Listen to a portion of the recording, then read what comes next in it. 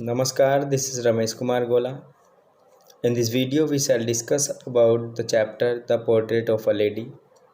The book is in the syllabus of class 11th.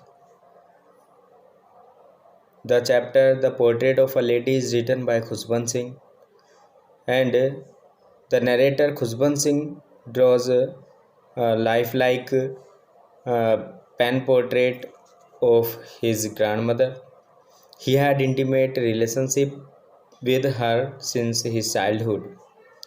A turning point came in her life and relationship when the narrator's parents sent for him in the city. The English school, the science and music did not appeal to narrator's grandmother. The narrator went abroad for higher studies. His arrival after 5 years from abroad was an occasion for celebration. The old lady tried herself and fell ill. The old lady tired herself and fell ill.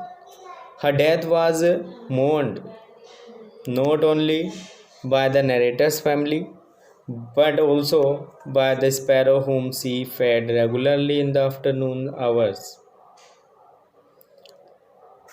Now student, we are going to discuss the summary in Hindi. Student, जैसा मैंने बताया है, the chapter portrait of a lady Khushwant Singh के द्वारा लिखा हुआ है।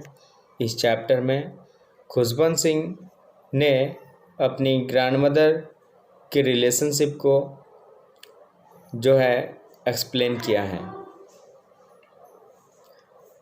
खुशबंत सिंह के कमरे में एक इमेज लगी हुई है, ग्रैंडमदर की वो इमेज है जिसमें ग्रैंडमदर जो है लगभग 100 ईयर की एज की हैं। उसी पोर्ट्रेट्स यानी इमेज से, पिक्चर से इंस्पायर होकर नरेटर ने ये चैप्टर लिखा है। इस चैप्टर में नरेटर ने बताया है कि उसकी दादी लगभग 20 वर्ष से 20 ईयर्स से जो है केवल ऐसी बूढ़ी दिखाई देती थी जितनी कि वो पहले 20 ईयर्स बिफोर दिखाई देती थी। उसके फेस पर रिंकल्स और उसकी कमर झुकी हुई, वो लगभग 20 ईयर्स से ऐसा ही था। वो और ज़्यादा ना तो उससे ज़्यादा बूढ़ी दिखाई देती थी, ना ही कम वो बूढ़ी दिखाई देती थी।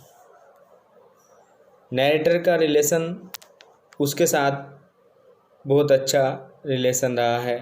नरेटर के पेरेंट्स ने नरेटर को स्टडी के लिए अपनी ग्रैंडमदर के पास छोड़ दिया था।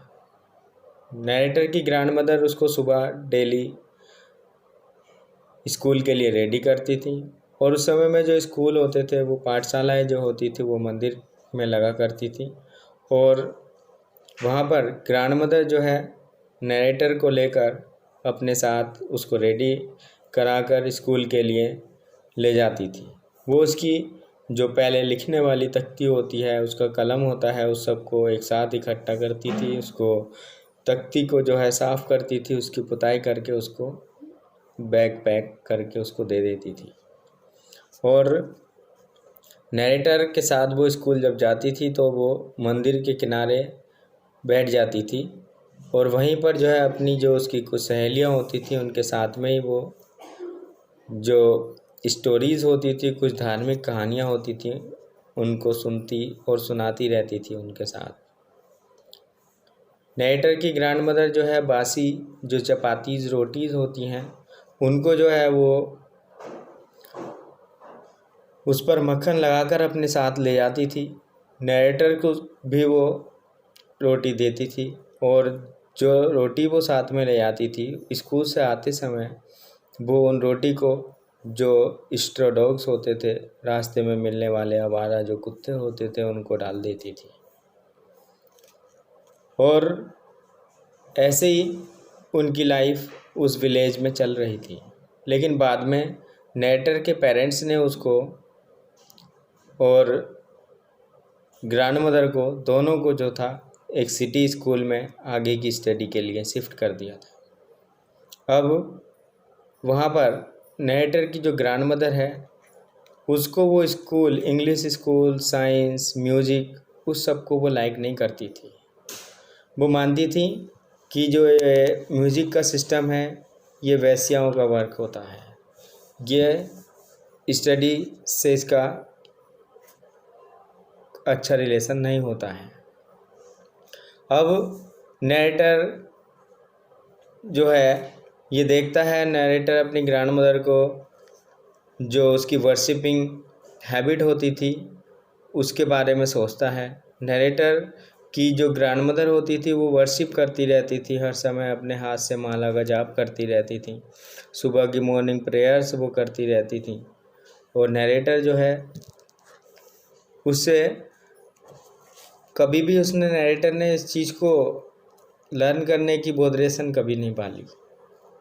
वो केवल सुनता रहता था अपनी ग्रैंड मदर की जो धार्मिक विचार या उनके गुण थे उनको देखता और सुनता रहता था।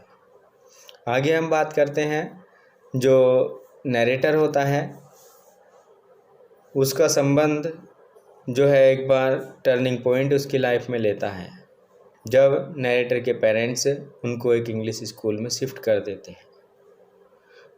वहाँ पर की एजुकेशन जो है नरेटर की ग्रैंड मदर को सूट नहीं करती थी, क्योंकि वो एक धार्मिक विचारों वाली लेडी थी। तो वो जो वेस्टर्न एक कल्चर होता था उस कल्चर की जो एजुकेशन थी साइंस म्यूजिक वाली उसको वो लाइक नहीं करती थी। अब यहाँ पर नरेटर की ग्रैंड मदर का कुछ रूटीन भी चेंज हो जाता है। जैसे कि गांव में जो होते थे, नरेटर की ग्रैंड मदर जो थी वहाँ पर स्टर डॉग को जो है वो भोजन कराती थी, खाना खिलाया करती थी। लेकिन यहाँ पर सिटी में जब वो शिफ्ट हो गए तो वहाँ पर कोई स्टर डॉग्स नहीं थे। वहाँ पर ग्रैंड मदर जो थी इन स्पैरोज जो थी उनको सिटी में जो थी फीड कराया करती थी। वो रोटी के छोटे छोटे टुकड़े तोड़ा करती थी और जो स्पैरोज होती थी उनको डाल दिया करती थी। और अपना चरखा काटते समय वो अपनी फिर वही जो उनकी अपनी पर्सनल उनका रूटीन होता था प्रेयर वाला, वो अपने काम में धुन रखती थी और मॉर्निंग वाली प्रेयर या कोई भी धार्मिक जो गीत थे उनको अपना गाती रहती थी। अब उनके रिलेशनशिप में एक बार और एक दूसरा मोड़ आता है। नरेटर को जो है अब अब्रॉड जाना होता है, यानी विदेश में उसको आगे की स्टडी करने के लिए जाना होता है। तो जब वो जाता है तो नरेटर की ग्रैंड मदर उसको विदाई देने के लिए उसके पास रेलवे स्टेशन तक जाती थी और उसको आशीर्वाद देती थी। ये जो है उनके बीच में एक आखिरी जो फिजिकल कांटेक्ट था, यानी आशीर्वाद से ग्रैंड मदर के पैरों को टच करना और ग्रैंड मदर का उसके सर पर हाथ रखना, ये एक फिजिकल कांटेक्ट उनके साथ होता है। उसके बाद नरेटर अब्रॉड चला जाता है। 5 ईयर के बाद में जब नरेटर वहाँ से लौटता है तो वहाँ से लौटने के बाद नरेटर की ग्रैंड मदर बहुत ज़्यादा खुश होती थी। वो सीधे ढोल नगाड़े ड्रम वगैरह लेकर जो है उस नरेटर को जो है रिसीव करने के लिए स्टेशन पर जाती हैं। वहाँ से वो नरेटर को रिसीव करके लाती हैं और बिल्कुल जैसे योद्धाओं को रिसीव किया जाता है इस तरह से वो नरेटर को भी रिसीव करके लेकर आती हैं। और घर पर आने के बाद नरेटर के घर आने की खुशी में वो इतना खुद ही अपने आप ही ढोलक बजाती हैं और लगातार ढोलक बजाती रहती हैं, गाती रहती हैं अकेले ही।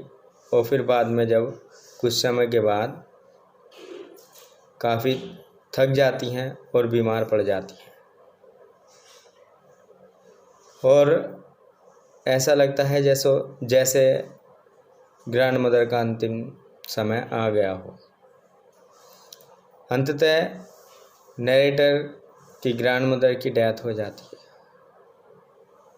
और जिस दिन उसकी डेथ होती है तो जो स्पैरोज़ होती हैं जिनको वो फीडिंग कराया करती थी, भोजन रोटी के टुकड़े दिया करती थी, उस दिन ग्रैंडमदर की जगह नरेटर की मदर जो है स्पैरो को वो रोटी के टुकड़े डालती हैं, लेकिन स्पैरो इस समय में किसी भी टुकड़े को नहीं उठाती हैं और चुपचाप जैसे ही अंतिम संस्कार के लिए नरेटर की ग्रैंडमदर की जो डेड बॉडी है उसको अंतिम संस्कार के लिए ले जाया जाता है, उसके साथ ही स्पैरो वहाँ से उड़कर चली जाती हैं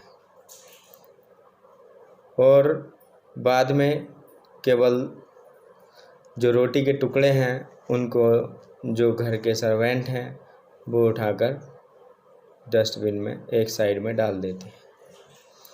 तो ये स्टोरी है ग्रैंडमदर के रिलेशन से रिलेटेड नरेटर की। और स्टोरी में नरेटर की स्कूली एजुकेशन से लेकर अब्रोड तक और अब्रोड से फिर नरेटर की डेथ तक को इसमें डिस्कस किया, नरेटर की ग्रैंडमदर की डेथ तक को इसमें डिस्कस किया गया है।